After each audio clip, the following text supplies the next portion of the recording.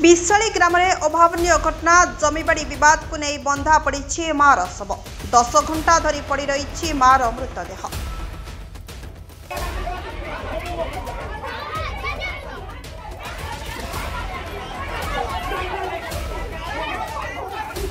संपत्ति भाग बंटा को नहीं छिड़ुनी विवाद झील मान मनरे संपत्ति करिथिबा बेले पुओ को अणदेखा करिथिबा अभियोग आनी साही पड़िशा अटकाइले मार मृतदेह को। कुजंग हंसिना ग्राम में झील पाखे रोता बेले मार मृत्यु घटिता बेले मृतदेह स्वर्गद्वार ने बाहरी बेले पुओ बहु साही पड़िशा गाड़ी अटकाइले जहाँफल 10 घंटारू ऊर्ध्व समय हेब पड़ रही मार मृतदेह। संपत्ति बाड़ी भागबंटा को नहीं पुओ झील मध्य बद कारण हो पारुनी शव संस्कार। पारादीप ब्लॉक थाना अंतर्गत विशाल गाँव घटना। कुजंग हंसिना ग्राम में झील पाखे रोता बेले आज सकाल प्राय 10टार होईछि मार मृतदेह गाँव को आनिबा परे स्वर्गद्वार नेबा को बाहरी बेले पुओ बहु पड़ोशी एवं ग्रामवासी घेरी पड़ी बाट गाड़िले सृष्टि होइथिला उत्तेजना।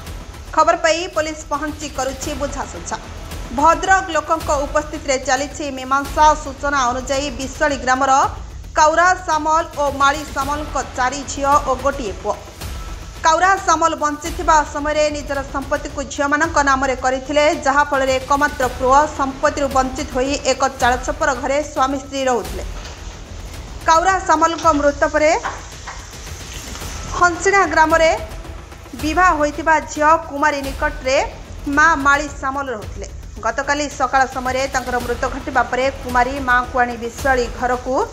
आसीथिबा बेले सृष्टि होइतिला उत्तेजना। मार मृतदेह को विशाली पुरी नेबा को बाहरी समय विरोध करथिले पुओ। बहु साही पड़िशा जेपर्यंत संपत्ति पुओ को मिलना से पर्यंत मार मृतदेह संस्कार हो पारिबनी बोली रोकठोक शुणाइथिले। खबर पाई पुलिस घटनास्थल में पहुंची विलंबित रात्रि पर्यंत बुझासुझा चलाइथिबा बेले ग्रामर भद्रलोक मध्य चलाइछंती आलोचना। तेबे मार मृतदेह पाखरे झील जाई जगी बसिथिबा बेले घर सामने जगी बसिछि साही पड़िछा। मो ना सुशांति बेहरा घर पाखे भाउज हिसाब से पढ़ुछ पुलिस माँ बाप मरीजा से माँ पुओ कत 3 मास रहा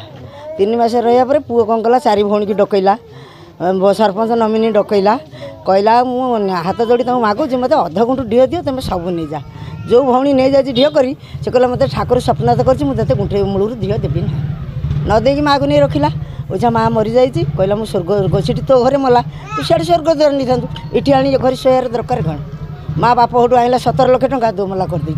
पुओ को टंकाटा देले आउ सब जमीबाड़ी नहीं गले पुओ बो कांदुछन आम से घेरी दी झील नहीं गोटे झील भौणी बाहा कर 2 माणे ढीह 4 गुंठु नहीं आ गोटे झील 5 गुंठु ढीह 17 लाख टंका नहीं आसी सी झुआ आई जई आई समझ सी कहते आम दबुन फेरबुन माँ को स्वर्गद्वार नहीं जाऊे गाड़ी में बसई आम समझे अटकईचु पु कि देले माँ जीव ने जीवनी ये रहा से घरे पड़ी रही था कौन कर सब नहीं कि ना पुओ खाली बारी गोटा पला मारी रही गोटे झुओ ये गाँव में गोटे झुओ मंगरादीपुरी गोटे झुओ हाँ गोटे झुओ कंदरपुरी आ गोटे झुओ कंडोटिया समझ जाई चाकरी कर ये आइले 2:30 आइले आम जानी आम शुणिलु 12टा बेले शुणिलु हाँ हाँ ता ज्वाई आइला जे पुओ को डाकिला शला को कहला आउ बो कौन किसी होनी डाक्तर कति नवा आइल ये कहला बो तो होनी मुझे कहीं जी से 12टा 12:30 गोटे भर पुओ आ गलानी कहला तुम तो कह आम ठाकुर सप्तनाथ के ढीह देनु मु तार पुओ नुह ना मुझे पुओ कहला ना आगे पुलिस फेरी जाइए पुणी पछंद आई लेखापढ़ा हाँपाई रही सुकांति सामल सी सब नहीं जाइए बापा माँ नहीं जाइए संपत्ति बाड़ी सब नहीं जाइए कि ना आम अनाथ है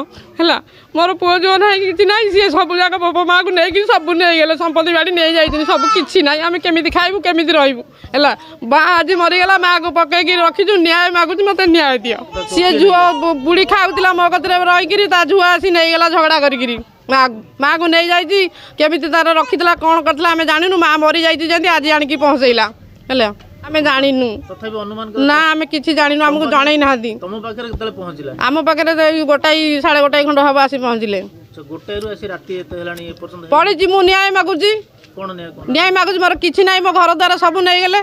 सब नै जाइथिन संपत्ति बाड़ी सब नै जाइथिन मु केमिति पाइबी बोली सेति पई अटकई जी अच्छा केते आपण माने केते पुओ बा पुओ जो मोर ना दिए क्या अरे आपण माने केते सी भाई भौणी 4 जण अच्छा पुओ गोटे हां गोटे पुओ सब संपत्ति बाड़ी निज सब नै जाइथिन ताकर जो माने नै गेले बाट कोन करजुनी आमे केमिति चलिबो हमकु हम न्याय मागु जाउ न्याय में कोन पाइला हमें जाई कि छाड़िबो पुलिस आछन आज्ञा आपण माने कहले ना पुलिस के हमें डकई जु अच्छा कोन कहले से सब नै पळौतले हमें पुलिस के अटकई पुलिस डके अटकई जु केस कोन रहबो हमें न्याय पाया पर्यंत न्याय पाया पर्यंत हमें अटकई जु जेतोले न्याय पाइबो हमें छाड़िबो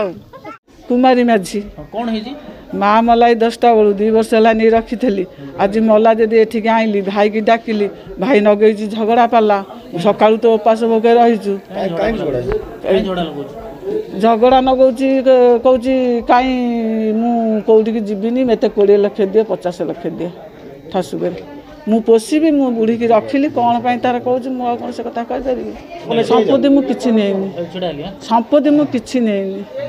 बुढ़ा बुढ़ी भोक उपास रहिले ये ढी अराई नाती ना बिकी देचन खदी बिक्री तुमको सत कथा कहूँ बिल बाड़ी 4 झुआ बिक्री होती समस्त पचार 4 झुआ जो सब बाहर होती निरला बुलिला बुढ़ा कौन कथा झुआ संसार बिकिकी बाहर कर ना झुआ संसार को कौन कथा आपण मैंने से कथा बुझे आई कथा से रेट नाला बिल 5000 जमा गुंठ था बुढ़ा बिकिकी बाहर कला जदि बुढ़ा जब बिकिदेला मुझे पोषिबिनी तार बिल बिकिदेला झील मान जाऊ रहू या कलु आम तुम जहाँ कर आम जहाँ कलु आईसा पर बुद्धि नाचिला कहला आमको कहला आ कौन कह सका हाँ मिछ बा कहते यही कथा बुढ़ी की छाड़बुनु ये सकाशे बुढ़ी की छाड़बुनु बिल बारी कथा मिछ बिल अचाई मुझे बापा केते केते केते ढियो बाड़ी ढियो 2-3 गुंठ यही घर है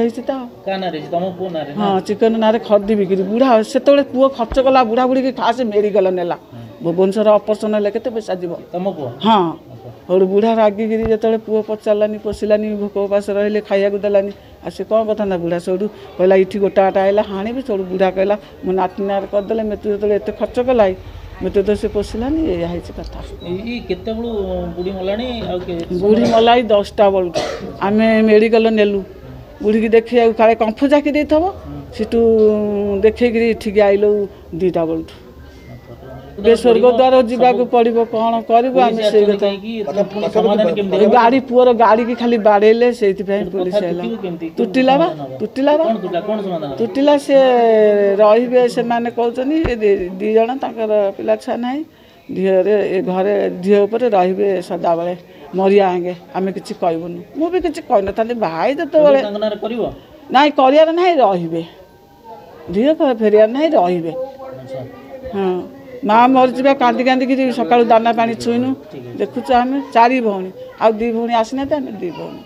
हे 2टा भौणी मोटा भौणी हे जुआई आ गोटा जुआई बाहर हे से पुआ से कौन कह आपण मानक से धन्यवाद कर झिया झिया आम भाई भौणी निवेदिता तराई मु हूँ मझिया झिया आम भाई भौणी 5 जन जेहेतु मो माटा मरिकी पड़ी से दुखे तो मुझे बसी आ कौन मु भावी आपण मैंने जानी बापा माँ को पुओ मैंने बो मैंने केते हत्याचार करुँच बापा माँ आश्रय न पाई वृद्धाश्रम जाऊँ जेहेतु मो मार झुओ पुओ समस्ते भी अच्छा बाध्य जो मो बापा माँ को पचारे पुओ बो बाध्य हो गोटे झुओ कतरे आश्रय नेले से बापा माँ भी पुओ बो को भी पचार जे तुम मैंने तो एमती कल बाकी झुआ मैंने समस्ते बाहर आम भी आगे बाहर अच्छु सब चाकरी कर बड़ भौणी सान भौणी आम भी समस्ते बाहर आम समय दे पारूँ केतले आम शाशुर विश्वाड़ी आम आज्ञा रोचु पारादीप संपत्तिटा कौन एमती मटी गोड़ी होती आम गोटे की ब्यागे भरी नवा कि ଆପଣ ଯଦି ମନୋବୃତ୍ତି ନଥିବେ କେବେ ମୋତେ ସାଇନ୍ ଦେଇଦେବେ ନା ମୁଁ ଆପଣଙ୍କ କତରୁ ଗୋଟେ ଜିନିଷ ମୁଁ ସେମିତି ନେଇଯିବି କି ତେଣୁକରି ଯେଉଁ ଫଳରେ ଯାହା ହେଇଛି ସେସବୁ ମିସଅଣ୍ଡରଷ୍ଟାଣ୍ଡିଂରେ ହେଇଛି ତା ଫଳରେ ଆଉ କିଛି ନାହିଁ ତେଣୁକରି ଏଇ ବେଗିଆ ହେଇଛି କଥା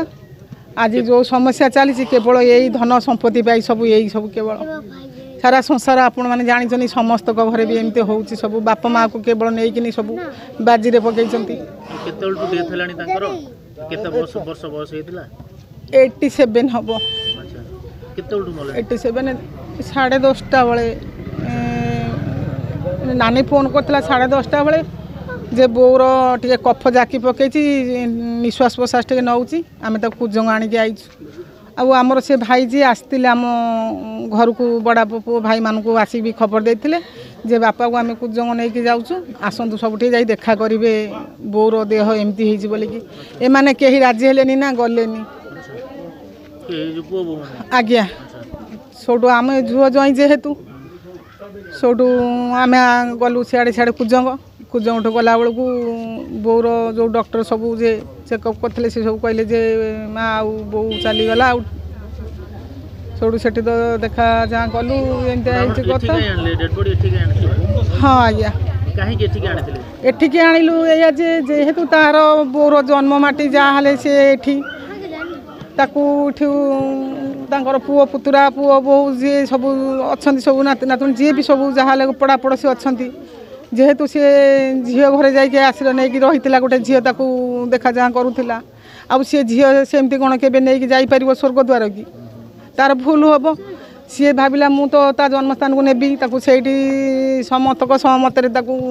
ଯେମିତି ଯିବା କଥା ଯେମିତି ଲାଷ୍ଟ ଯିବ କୋକେଇ କାଠରେ ଯେମିତି ସବୁ ବିଧିବିଧାନ ଅନୁସାରେ ସବୁ ହେଇକି ନେଇକି ଯିବୁ। ଆଣିଲା ପରେ ଆମେ ଗାଡ଼ିରେ ତାକୁ ସମସ୍ତଙ୍କୁ ତ ଭାଇମାନଙ୍କୁ ସବୁ ଡକା ହେଲା ଭାଇମାନେ କେହି ରାଜି ହେଲେନି କହିଲେ ଆମେ ନେବୁନୁ ଆମ ପାଇଁ କ'ଣ ଗୋଟେ ସମାଧାନ କର ଆଉ ସେ ଭାଇ ତମ ଭାଇକି ତମେ ଡାକ ଆମ ଭାଇକି ଡାକିଲାଠୁ ଆମର ଯେ ଭଉଣୀ ଆଉ ପୁତୁରା ମାନେ ସବୁ ଆମେ ଡାକିଲାଠୁ ସେ କହିଲେ ଭାଇ କହିଲେ ମୋତେ ଠାକୁର ମନା କରିଛନ୍ତି ମୁଁ ସ୍ୱପ୍ନେଇଛନ୍ତି ମୁଁ ନେବିନି ମୁଁ ଯିବିନି ସାଙ୍ଗରେ ମୁଁ ହାତ ଦେବିନି ବୋଉର। ଭାଇମାନେ ମୋର ଯେଉଁ ଗୋଟେ ଭାଇ ଆଜ୍ଞା ସେଇଠୁ ତାପରେ ଯେତେବେଳେ ଦାଦା ପୁଅ ଭାଇମାନଙ୍କୁ ତାଙ୍କୁ ଡାକିଲୁ ସେ କହିଲେ ତମ ଭାଇ ତ ଡାକିଲେ ଆସୁନାହାନ୍ତି ଆଉ ଆମେ କ'ଣ କେଉଁ ପ୍ରକାର ଯିବୁ ଆଉ ଏବେ ସିଚୁଏସନ୍ କ'ଣ ଆମେ ଯେତେବେଳେ ସମସ୍ତଙ୍କର ଯେତେବେଳେ କଥା ଆସିଲା ଏଇ ଟାଇପ୍ର ଆମେ ବାଧ୍ୟ ହେଇକିରି ସେଇଠୁ ବୋଉକୁ ଆମର ନିଜେ ଯେମିତି ବିଧିବିଧାନ ଅନୁସାରେ ସବୁ ଯାହା କର୍ମ କରିକିନି ସବୁ ଗାଡ଼ିରେ ବସିବାକୁ ଗଲା ବେଳଠୁ ଏମାନେ ସମସ୍ତେ ଆସିକିରି ଘେରିଗଲେ ଏଇ ବଡ଼ ପୁଅ ଭାଇମାନେ ସବୁ ଆମ ଭାଇ ଭାଉଜ ସବୁ ଯେତକ ଭାଇମାନେ ଆମର ଯେତକ ବଡ଼ ପୁଅ ଭାଇମାନେ ତାଙ୍କ ଝିଅମାନଙ୍କୁ ସବୁ ଶାଶୁରୁ ଡକେଇ ଦେଇଛନ୍ତି ସମସ୍ତେ ଆସିକି ଏଠି ଆନ୍ଦୋଳନ କରି ଗାଡ଼ି ପିଟାପିଟି କଲେ। ପାରାଦୀପରୁ ବିବେକାନନ୍ଦ ରାଉତଙ୍କ ରିପୋର୍ଟ ପ୍ରତୀକ୍ଷା ନ୍ୟୁଜ୍।